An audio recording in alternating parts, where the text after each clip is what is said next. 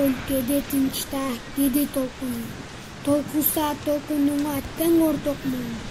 Турмушта канча жолдош күтсөм дагы, бир сырлуу мындай жолдош күткөн жокмун.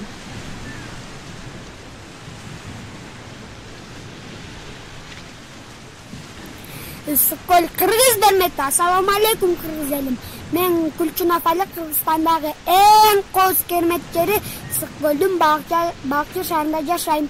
Лев Николаевич Толстой школунун 3-Г классынын окуучусумун. Мен көлгө жакын жашагандыктан 4 мезгилде тең барып турам. Кышкысы көл тунук, таза жана тоң бойт. Ал эми жазында күзүндө салкын жел болуп турат.